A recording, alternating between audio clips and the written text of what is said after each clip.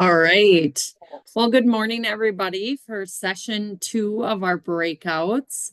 We are excited to introduce Holly Spessard from South Central Service Cooperative. She is an experienced special educator who has been in the field for 21 years, serving students with disabilities. She currently works as a regional administrator supporting multiple school districts through consultation, professional development, and program coordination. Holly specializes in building collaborative systems, developing tiered supports for educators, and implementing PBIS to strengthen school culture. She is known for her ability to combine strategic vision with practical solutions, empowering educators to improve outcomes for students. So welcome, Holly. And I will add that all of you, she is very good at giving you the tips and tricks that you can use as you start the school year right away. So Thank enjoy. you, Allie. Thank you. Just on a side note, when I'm in, just like everybody else, when I'm in sharing my screen, I can't see anybody. So if you have a pressing question, you'd have to unmute and alert me because I can't see any of you. But like Allie said, I'm Holly Spessard, and I'm here today to talk to you about just really being intentional with our behavior interventions that we put into place in our classroom. We're strategic behavior support on purpose with purpose is a kind of one I like to say. But I also want to update you, welcome you. This is super exciting. This day is exciting, but I also want to preference. You're not going to leave my presentation with earth-shattering, great new tips and tricks you've never heard of. These are tried and true, been around for 30 years, reminders, refreshers of what we can put in place in our classrooms to create a culture and a climate where students can thrive. This is really designated or designed for coaches or members of PBIS teams to bring back to their staff members who are brand new, who are maybe fresh out of college and have only basically just kind of heard about PBIS, or some of our teachers who need a little bit of a refresher or who have a little bit hesitation. This is something to bring back and say, look, these are easy, these are free, these are minimal time commitment to doing. Let's try some of these. It's an easy way to ease people back into wrapping your brain around needing to be intentional with behavior. Sometimes these, although they're easy and they're free, because of those things, they sometimes can get lost in the shuffle of all the other things that we have on our plates as educators. So this is just something today to bring back to the forefront of your mind to then be able to bring back to your fellow teachers. We're going to quickly go through 6 tier 1 strategies to share. And if we have time, we're going to look at behavior correction practices for teachers, because there's no point in having really solid tier 1 strategies if we ruin it all the way we correct students. And if we're getting kids put down or feeling shame when we're correcting a behavior, we've really lost a lot of ground with all the great things we've been doing. So those are things we're going to quickly look at. This one, it's free, it's easy, it's behavior specific praise. And we know 30 years of research has told us that when we do behavior specific praise correctly, we will see improvements in our student behavior, and then that will lead to better academic success. That's what we're looking for, right? So we're going to be talking about how do we do that? It sounds easy enough, but it isn't just something that you can do on the fly without thinking and without that purpose behind it. So before we get into delivering that positive behavior praise, we need to have expectation set for our students. We need to make sure they know what it is that we're expecting of them. So with a class, you sit down, we know we have school-wide expectations because we should all be PBIS schools, I believe. So we know we have that. Then we can look into our class. What do we need in our classroom? And how do we as a group of people, teacher and students together, kind of come up with those expectations that we need? And then when we see a student meeting with those expectations, we want to give them that praise very specifically for that expectation. So there's a time and a place where, hey, good job, that was awesome, nice work. There's a time for that, but that doesn't garner results that improve behavior. So when we want to improve specific behavior, we give a specific example of what they did that we liked. Before activities, this is a good reminder for all teachers, before you go into an activity, whether it's a lab that you have planned, whether it's going to the gym, whether it's we're moving to reading circles or station rotation, Remind your kids of those expectations and then look for those expectations so we can give them praise on that. So for kids who maybe don't quite understand the expectation, when they see a teacher giving the praise to another students, they can say, ah, I know what it is you're talking about now. We want to give that praise immediately as soon as the behavior is given, if we can. It doesn't always happen. Maybe you're in the middle of I'm going to call it a lyceum, but there might be something that might be an old term from when I was in elementary, but something where we're all gathered in the gym, and a student's behaving in the way that we expected, in the way that we pre-taught. Afterwards, I might need to pull them aside and say, hey, Holly, you were listening, you were raising your hand, you were sitting so quietly. I really appreciate that. That aligned really well with the expectations we talked about. So there's times when you can't give it right away, but generally speaking, we want to make sure we're giving that expectation or that praise to that expectation fairly quickly. But I preface as a special ed teacher who learned this probably the hard way, not all students like to be publicly praised. That makes them feel self-conscious. They get withdrawn. They don't like that. So there's just that extra step of needing to know your students and needing to know who is going to respond to it and who is going to say, oh gosh, I'm embarrassed now. I feel silly, right? So in that case, if you have a student like that, work on a different way. Maybe it's you write a little post-it note saying, hey, I really loved that you did X, Y, and Z. That I really appreciated that. Or you walk over and give them a high five and say, I'm going to talk to you in a little bit. But you're doing something to acknowledge the behavior, but then you're going to have a private conversation with them.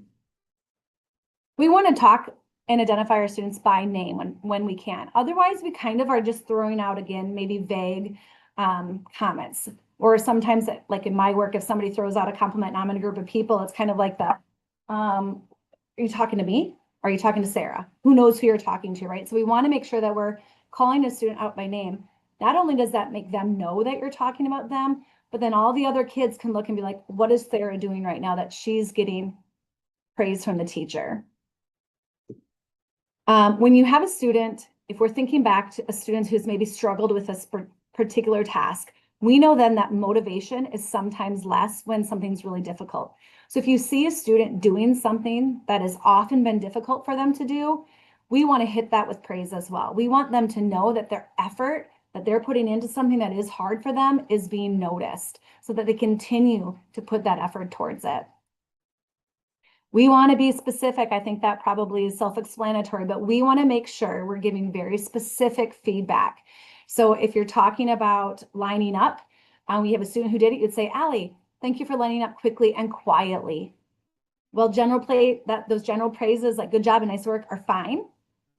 They're not helping anyone understand specifically what about what's happening right now does the teacher like. So when I go in and I very specifically say, I love that you're walking with your hands next to your body. I love that your feet are going slow.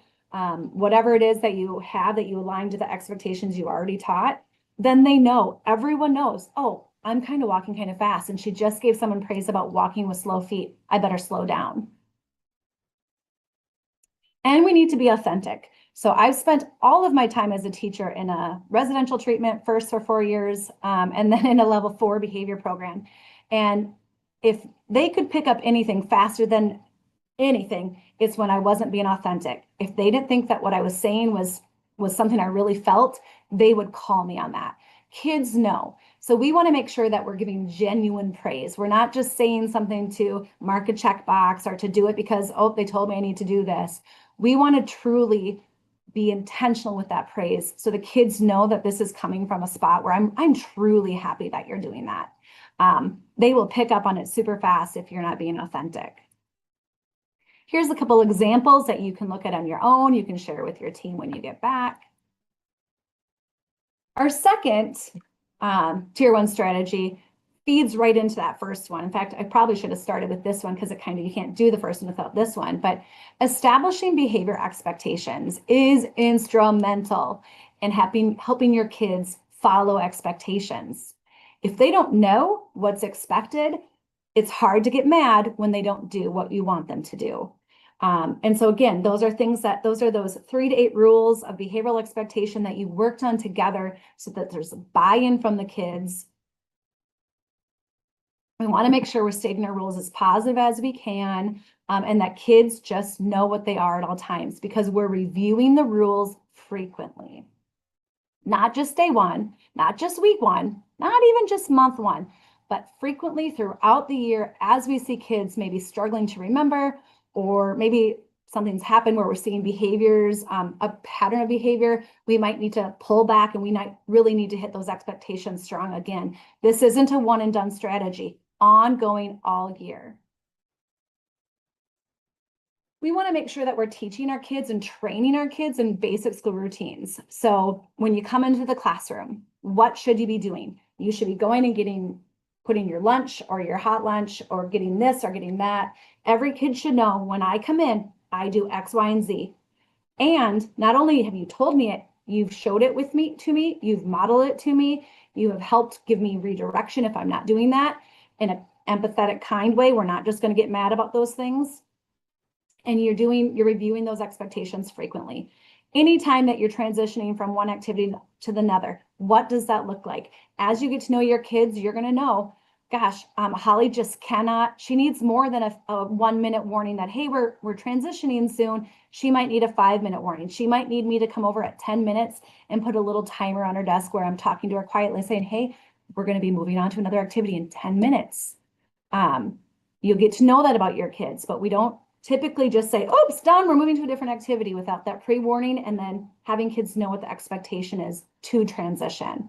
If you have kids leaving and re-entering your classroom, what does that look like so they're not disrupting the entire class? If you're going to lunch, or when you go to lunch, when you go to the bathroom, all the transitions, all the things you do in a day, teach what the expectations are. And if you have something a little bit different in your mind of what the PBIS standard is that we have for everybody going into the bathroom, make sure that kids know that, right? So we're teaching expectations at all times. Some ideas: have those classroom expectations posted in your classroom.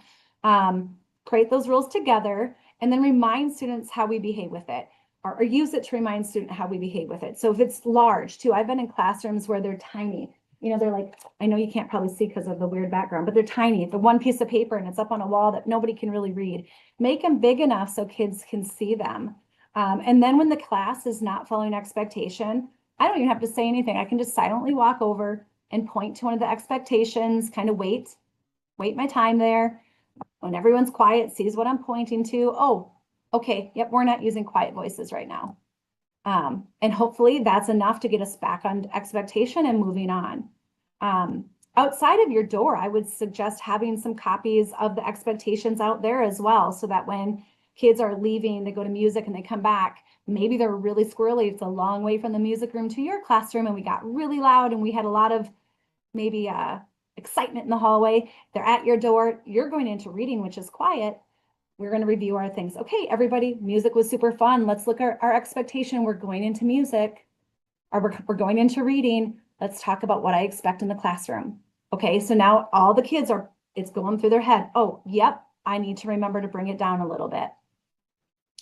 Or if you have students who leave for a break, maybe they just need maybe it's a scheduled OT break or a sensory break. They're going somewhere, or maybe they needed to go hang out with the principal for a bit due to a behavior challenge that they were experiencing. And then they come back, and then they stop at the door with either the para or the principal or whoever was with them. And we look at those and we review them, and we talk about, okay, we're going back into the classroom. Let's remember what Miss Holly has for expectations in the classroom.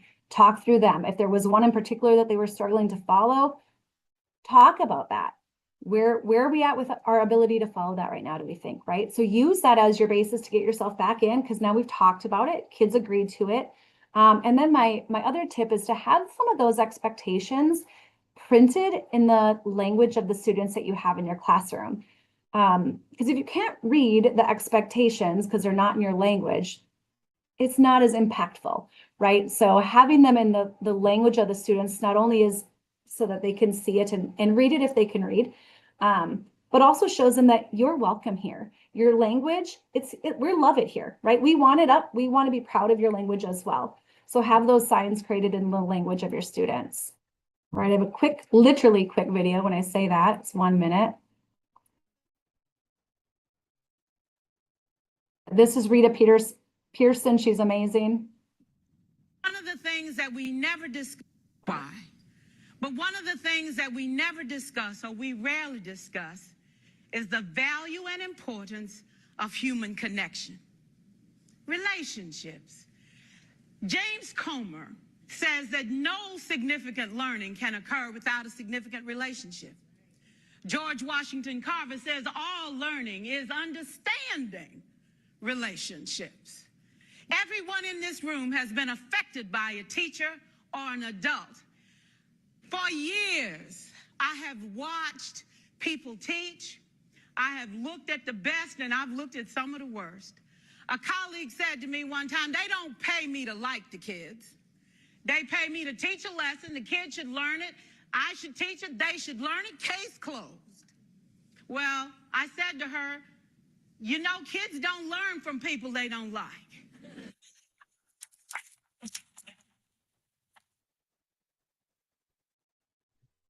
It moves and stuff. Go back to there. Here we go. Okay, establishing relationship with kids, because kids don't learn from people they don't like. I think that's so true to this day. I saw her, I don't know when she put this out. I've seen it at 100 different workshop weeks. It's actually probably about a 10-minute video. If you haven't seen it, watch the whole thing. She's amazing. But I think the essence of what she's saying is relationship and connections will take you further as a teacher than anything else you can do. And all of the strategies we're talking about today, and most tier 1 strategies, feed into connections, feed into relationships, and are all done better and with more fidelity when there is connection. So it's so vitally important. Sometimes I'm utterly shocked that I still need to talk about this, because I'm somebody who thrives on connection and relationships, so they come relatively easy to me. But now, after being in education for about 21 years, I'm realizing they don't come easy to everybody. So this is something we need to stop and remind people of the importance of. And then I get sometimes people don't really know how to do that. It's not in everyone's skill set. And that is, that's just something that we have to work with. We have to meet them where they're at. And then how do we help them with that? So some things teachers can do. They need to spend some one-on-one time with kids without other kids around, especially the kids that are maybe the harder kids to connect with. Some one-on-one time as you can build into your day, or when you can build it into your day, will go so far in creating a connection with them. And that should be time that's just getting to know you. It shouldn't be punitive. It shouldn't be shaming. It's not like, oh, you didn't do this, and now you have to hang out with me at recess time, because now it's consequence-based. And now I don't want to be with you because I want to be outside. But this is something we can earn, or something you could say, hey, I've got a couple spare minutes. You want to play a quick couple games of tic-tac-toe? It doesn't have to be an hour. It doesn't have to be 10 minutes. It's when you can find that time to squeeze in. Look for something to comment on. Anything that you can comment on. So a personal short conversation with them about anything, haircut, t-shirt, something you know they did over the weekend. Anything that you can find to make a comment about is a connection time, is an opportunity to make a connection with a kid. Develop an interest in things your students are interested in. When I was a teacher, that's what I would do. Like, what is it you like? You like football? I don't really like football, but you know what? I'm going to make a whole entire calendar with all the dates being footballs because you like footballs. Or I'm going to figure out who the best football player is out there right now, and we're going to talk about that. Or if it's soccer, or if it's art, or if it's anything, it's a show on TV, if it's trains, if it's something different, I'm going to try to learn a little bit about those things so that I can engage in conversation with them. Share who you are. I've actually heard teachers say, I don't tell my kids anything about myself. And I think that's a disservice to those connections that you can make, because we can create such strong connections with storytelling. So if you're talking about your dog, I'm going to come back and talk about my 2 dogs and the funny things they did this summer, and we're going to laugh about them together. But if I'm not willing to share that with you, then it's a one-sided conversation to some degree. So share a little bit of who you are. Have boundaries, but there's nothing wrong with sharing some things about yourself so your kids feel like they understand who you are. Have a sense of humor. Laugh with your kids. Smile at your kids. My goodness, smile, smile, smile at your kids. Let them know that you're happy to see them with a smile on your face. And laugh, have a good time. When you hear a teacher laughing or having a good time in your classroom, it doesn't mean that they don't have strong classroom management. In fact, they probably have some of the best classroom management because they're making those connections and having fun. When kids like you, they want to do better for you. We saw that in the video. There's research coming up in a little bit, few of the later slides I have that talks about that. When kids think you're there for them, that you like them, they want to do better for you. Say hello and goodbye. Take advantage of that time when kids are coming in to greet them at the door. That is a tier 1 strategy. Greet them at the door. If it's a Monday and you know they had something important going on the weekend, ask them how that went. If they've been gone a few days and they come in, smile at them and say, I'm so glad you're back. We've missed you. When they're leaving, have a great night. It's great having you at school today. Or if they did something that you want to be like, I got to go back to that positive behavior specific praise one more time, be like, hey, Holly, again, gosh, you did so great in music when you sat quietly with your hands on your lap. Oh, thank you. That was so good. Use those opportunities to make connections. Attend student activities and events if you can. It's not something everybody can do. Maybe you don't work in the town where you teach, or maybe you have kids at home and you're just like, I don't want to go to any activities right now. I've got my own kids' activities to go to. But if you can go to their band concerts or their games or their dramas or their art shows, they will notice and it will mean so much to them. And then it gives you something to comment on when you see them at school the next day. Believe that all students can succeed. I have a slide coming up where we talk about the negative impacts of teachers who have low expectations. So this feeds right into that. But believing that kids will be able to succeed, be successful, do what it is you ask of them are all things that helps create relationships with students. Accept and expect mistakes and meet kids where they're at. Please remember, and I know you all know this, but as we come back into the beginning of the school year, not all kids are coming back with the same skill set as everybody else. Not all kids can sit in a classroom all day long without moving. Not all kids have been taught social skills that we deem to be appropriate. Not all kids know to inside voices because we yell really loud at home. Everyone's coming in a different place, and it's our job as the adult to back up, figure out where that is, and meet them where they're at. And one of my favorite quotes, most impactful quotes, if we call it that, are students who need your love the most often show it in the most destructive ways. They're the kids you may not want to make that connection with, but they need it the most. This slide is just kind of recapping the things that I just talked about. So getting to know your students, using positive language with them, having those high expectations and complimenting them in a very meaningful, purposeful way. We're not just willy-nilly throwing out praise or giving them compliments on nothing other than, oh, I like your haircut. Give them something that is substantial, that means something to them. This is that slide I was talking about. So we know that there's a study from 1994, long time ago, but I'm guessing it's still quite relevant, that teachers who do not expect success spend less time with their students, have a nonchalant attitude, they use more condescending language when addressing kids. That doesn't work. They provide less feedback about the work the students do. They teach more simplistic materials, and they prompt for answers to questions way less than they would if they had high expectations. So not only do I have low expectations of you, but I'm not giving you my best teaching abilities. I've lowered my own teaching skill set down because I don't have high expectations of you. How sad is that, right? Like, we have to have that bar high so that our kids can rise to it. If we have it low, that's where they'll rise, to the low expectation. And then we're doing them an injustice. Part of the relationship piece too, I want to include the positive home contact and relationship with families, because in my role as a director, in my role as a teacher, when I had a strained relationship with families, that 100% impacted my relationship with my students. Because if my kid is going home, I'm working hard to make a connection, and the kid is going home and this family hates me because I've said something that they found offensive or for whatever reason, that relationship building with that kid is going to be very difficult. So as we start off the new year, really looking at how do I create positive connections with families? And maybe it's not every kid that I have to talk to all the time, but I've identified some kids in my classroom who are historically maybe have a few more behavioral challenges or who I'm not connecting with. I now want to connect with them on those those positive behavior praise that I was talking about earlier. I want to make sure I'm emailing mom or dad or calling and saying, hey, this is what happened with Holly today. She did this, which aligns to this expectation. And it was awesome. It was so great. She showed me that she was ready to be a student and that she is really following our expectations. And I so value that. I just wanted you to know you're doing a great job. Holly's doing a great job. That way the parent has something specific to say, hey, I got an email from your teacher today.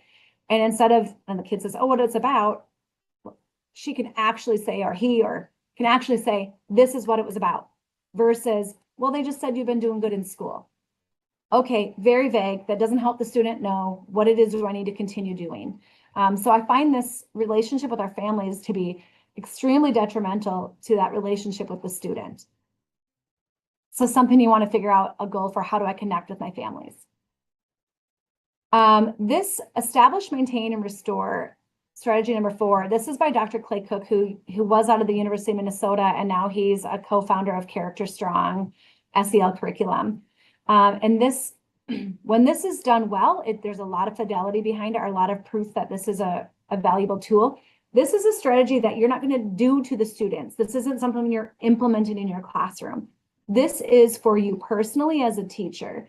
So it's a tool that I think every school should have their teachers working on an ongoing basis with their kids. But it's a system where we're going to self-reflect about our relationship and our connections with our students. And so are we in an established stage with relationships? Are we establishing relationships and connections with not just the kids? I'm going to look individually. Am I establishing relationships? And then what can I do to continue to establish positive relationships? Am I in maintain, where, yep, I've established a strong connection. Now I need to maintain my relationship and my connection. Or am I in a restore? Something has happened. My relationship with Holly was broken. We're not connecting. She won't even talk to me right now. And I need to restore a relationship. So these 3 stages support that classroom climate where students can feel seen, respected, and ready to learn, because I, as a teacher, am taking some ownership over my connection, my relationship, and I'm being intentional and on purpose doing things to help me get to where I need to be with all my kids. So I kind of just summarized this slide. I think I did, so I'm going to keep going because I feel like our time is tight here. So the EMR practices breaks down like this. I'm going to establish. So I'm devoting time to get to know students. I'm having high expectations. I'm providing opportunity for voice and choice. And I'm showing the kids that I see them. I'm giving them those positive greetings and farewells. I'm talking them up to the principal maybe, or to the parent in my classroom. Whatever it is, these are the things essentially I just talked about that we're going to try to do to establish connections and relationships with the kiddos. Then I'm maintaining. I'm going to continue to try to have positive interactions. Or I'm also going to try to prevent negative interactions. And the thing that I wanted to point out here is I'm going to respond progressively, but I'm also responding to unwanted behavior with empathy. And we'll talk about that at the teacher correction strategy that I have at the very end. But nothing could hurt your relationship more than that outburst of yelling. I think I have a slide in there that talks about like the most commonly used method for addressing negative behavior is yelling, and it's the least effective one you can do. So when we go to have that conversation with a student over a negative interaction, we want to make sure that we're keeping our cool, that we're not coming in with our angry face or angry body language. Because again, if we're talking out our mouth and it's saying that we're not mad, but our body is screaming mad, the kids are going to believe our body more than our words. So we want to make sure that we are listening. We're having empathy.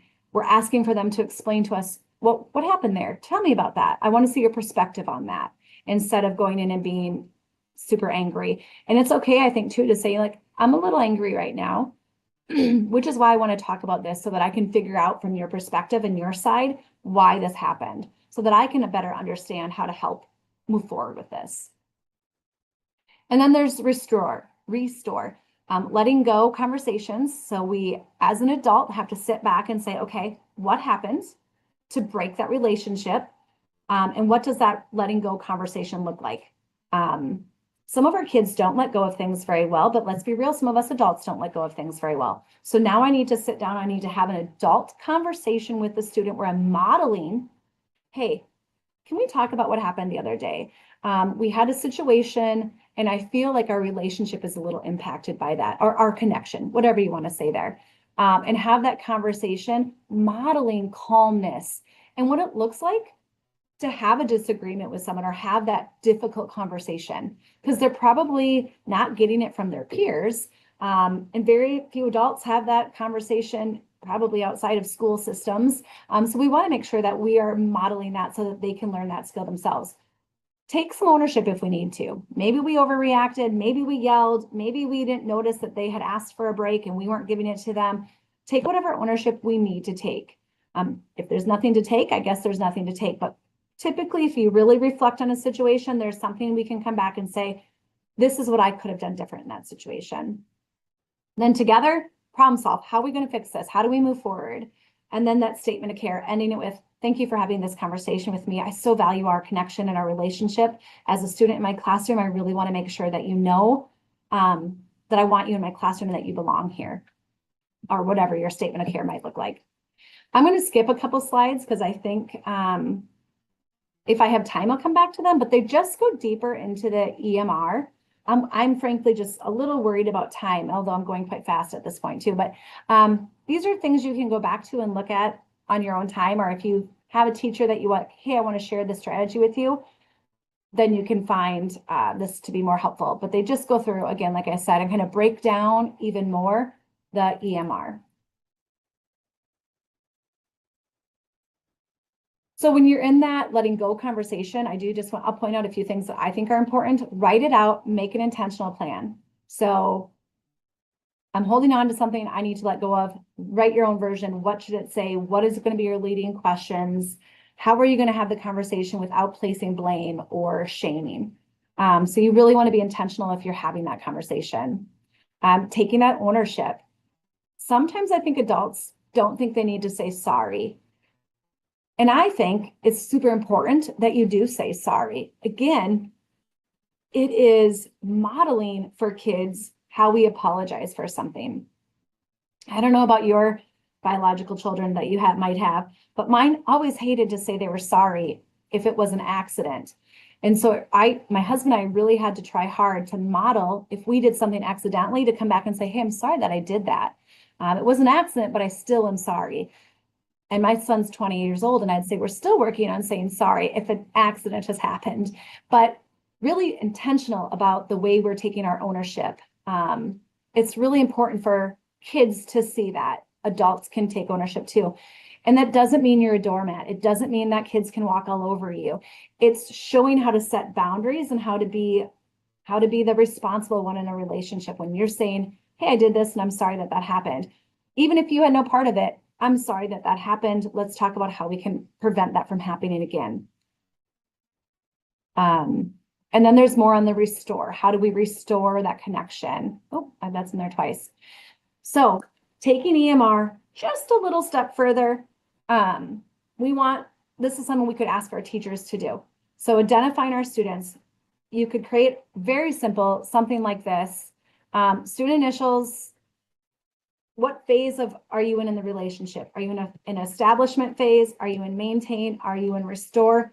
And then what kind of notes might you have? Maybe student has been absent a lot, which is why you're still in establishment phase in December. Student's been gone, lots of illness and family. This is just for you or just the teacher. It's not for your admin to come in and look at it and to be like, well, what's wrong with you? Why don't you have more maintaining phases? It's self-reflection on your relationship and your connections. And if you are in that restore phase, what happened? Because I don't know about you, but I don't always remember why I'm mad at my husband. So sometimes I might need to make a little note, like this happened on this day, and this was the details, so that I don't forget where that maybe break happened or where that altercation occurred, where my relationship with that student is not where it used to be. So making some notes for yourself that you can then go back and review. Another way to look at it is through a tree. So this is the triage tool. If you think of the fruit on the bottom of a tree, that's your low hanging fruit, the super easy kids to connect with. They take little effort to connect with during your day. And then you've got your middle layer of fruit. It's a little harder to reach, but I can maybe reach it if I just keep working really hard. And then you've got your top fruit. I can't reach them at all. They're way up on top. They're very difficult to connect with. Kind of look at your lines, draw your lines so you can see, okay, these kids on the bottom, I'm in maintain stage. I'm going to continue to work the way I have with them. My middle kids, I need to maybe do a little bit more to make a more solid connection. And my top kids, I really need to figure out. So once you get your lines drawn, or your kids on your tree, or however you want to visualize it, look for patterns. None of us want to say that we have any biases or that there's a pattern to kids that we're not connecting with. No one wants to think that about themselves. But the reality is sometimes there are patterns. Sometimes it's as easy as, gosh, all the boys are at the top of my tree and I'm a girl teacher. I'm connecting well with all the girls, or all the I'm not connecting well with the non-binary students, right? So looking for the patterns, or gosh, I'm really connected to all the kids who are in drama and music and art, which was a passion of mine. I'm having a harder time connecting with my kids who are in athletics. It doesn't have to be some big change or a big thing in a kid's life. It can just be something as simple as, I'm not connecting with the athletic kids or the kids who do the sports. So look for those patterns, and then you need to be intentional at setting goals. How do I get to connect with the kids who are doing all the sports when I don't like sports at all? How do I connect with kids who are non-binary, which isn't something that I know much about? Who can I talk to? What are my personal goals to get to that stage where I'm connecting with my kids, regardless of what I don't have in common with them? That one's, oops, I'm going the wrong way now. But anyway, let's see here. Oh, I don't know. Hold on. Sorry, that tool, the EMR, is probably one of the most self-reflective tools you can use as a teacher to really try to steer where you're going with each individual kid. It's so impactful. It's so powerful. I mean, that's definitely something I would share with teachers if they're struggling with a group of kids. Get them thinking about it. The power of the Post-it note. I love this strategy. This is from Character Strong. You can sign up. Character Strong has these, every Monday you can get a little video that comes, and it's a usually 2 to 5 minute video of a strategy you can use with kids. And so I happen to really like this one.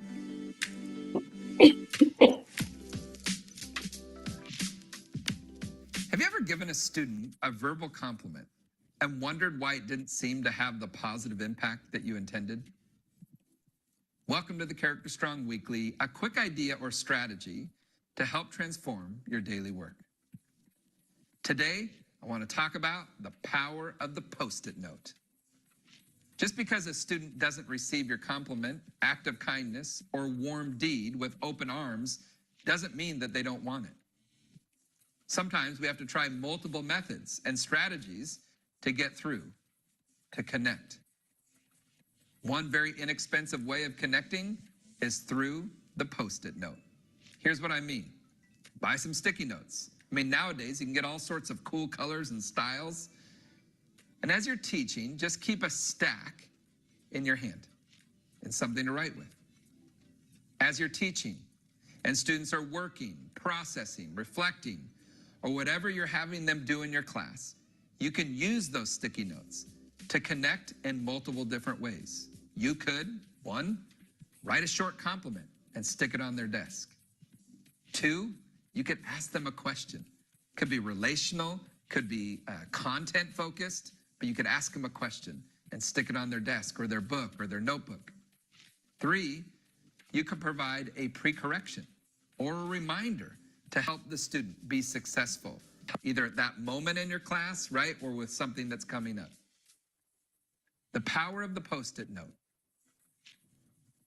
I once went to a graduation party, like gathering, So the gist of that story is he goes to a graduation and the teacher and the student had the Post-it notes all over. She had a board of them. But I want to keep moving because our time is quite limited. So the Post-it note, I feel like that's essentially, it could be positive or behavior specific praise for older kids, right? Like you could just go by, drop a little note on their desk to give them that praise, or to give them that reminder. Here's some things about that I want you to be able to just look at on your own. The sixth strategy, and this might be where we end, which means you'll have to read the behavior correction on your own, but it's worth it, is intentional practice of checking in with your students at least once a week, if not more. You can do this for academic understanding. You can do it for mental health, like how are you feeling today kind of check-ins. It really is up to you. And all you would need to do is Google it. There's about 500 different ways to do it out there. There's a temperature check-in that Character Strong has. Watch that video if you get a second.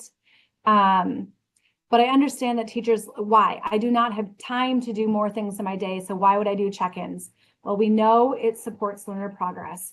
It helps us to figure out where the students are and their understanding and learning the content, right? If we're talking academics, this would be a great way to know, what does the kid know?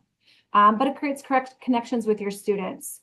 It gets to know them better and at a deeper level. And when you have that connection and relationship, your check-in might reveal something that is that needs follow-up, that needs some more nurturing, or a phone call to parent or a phone call to a social worker because they might be in a really dark place. It supports social emotional learning, better mental health, better relationship skills, and enhanced confidence. What more could we give our kiddos, right? Everyone's talking about mental health. Everyone's talking about kids, especially kids who are now just kind of coming out of that COVID first year kindergarten, they were born in COVID. We're struggling with relationships. We need to help be intentional in building those things. So that's just a couple of the benefits of the temperature check-in. We also know it has increased engagement. The right questions that you ask can help with warm-up activities, can get kids to add to the room, add to the lessons, whatever. It can assess learning climate, and it can monitor well-being. There's a couple of resources for you. Check-in templates, 6 benefits of check-ins with your students. Super, like I said, you could Google and find 1,000 different things. So how do you do it? Determine what it is you want to know. Choose questions that will lead to what you want to know. Google form. You can have something up on your wall. I'll show you a picture here in a minute with you do Post-its, but you have to make sure they're writing on the back of the Post-it, not the front, because the sticky, you want it covered up. What method will you use to gather that information from the student? And then what will you do to teach that process to the kids?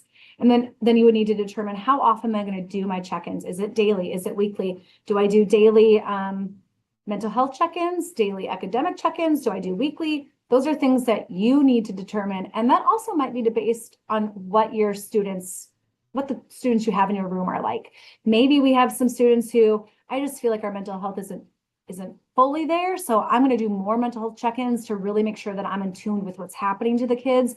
Or maybe you're like, these kids got it. They are fine. They don't need any assistance in their mental health, which would be unlikely, but maybe. Is this done during circle time?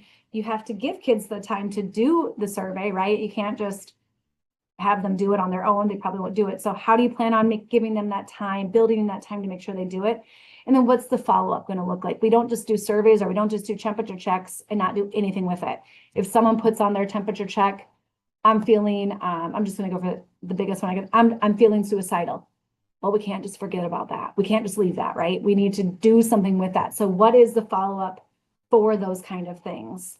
And we need to have a plan for that. So something to think about there.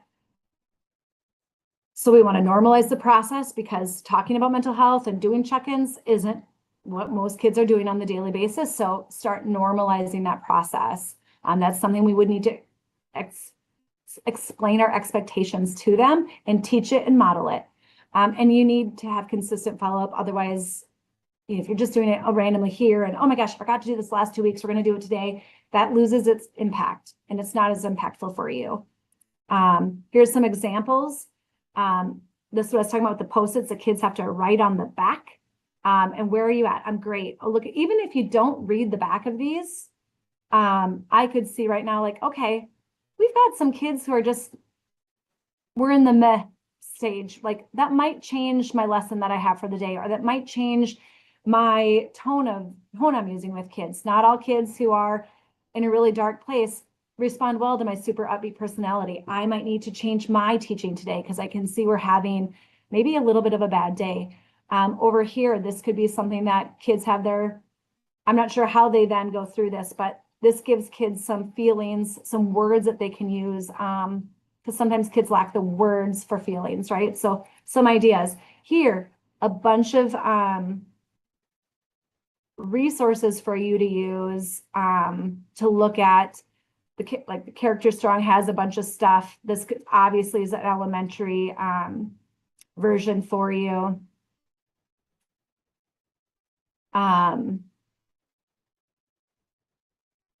This company, Panorama, they have a lot of stuff as well. I mean, it's a 19-page document to help you with your temperature check-ins. So it's not just me saying it's a good thing. There's a lot of research out there for it. And we have 2 minutes left, so I think that's where I'll stop. If you get time to look at behavior correction, I'm very passionate about it, but it really talks about how do we correct a student who's having a behavior we don't want, right? So again, like I said, the single most commonly used but least effective method for addressing undesirable behavior is to yell at them. That isn't going to get us anywhere. And with our kids who are chronic, I don't want to say misbehaviors because that's not a word I like for them, but chronic at not always exhibiting positive behavior, the yelling is just going to feed into that, right? There's something going on, possibly that's why they're misbehaving so frequently. The yelling is just adding that fuel to that fire. You're giving them that attention in that negative way that they're seeking. So we need to figure out something else. And this whole next couple slides is all about how do we do that so that we're not damaging that relationship and we're not yelling at them. So anyway, error correction, I think it's great. It's really helpful to think about when you're all heated in the moment, that you can come back and say like, okay, I need to refocus myself so that I can deal with this behavior in a really calm way. I need to model empathy. I need to model calmness. And I think at the end of everything, that's essentially what we need to do. We need to model what we expect of our kids. We need to praise them when they do it. And then we need to be able to have those tough conversations sometime where we're calm, we're having that adult conversation. So that's all I got. My information's on the slide if you need anything. But I appreciate your time and have a good rest of your day. Thank you so much, Holly. We really appreciate all that information. I know I learned a lot. And those who weren't able to be here for the whole part of it, it's all live streamed as well. And feel free to reach out to Holly with any questions. We will reconvene at 1 o'clock after lunch. So we have a 44-minute lunch. So we'll see you at 1. And it's been a wonderful morning so far. So thank you all for being here today.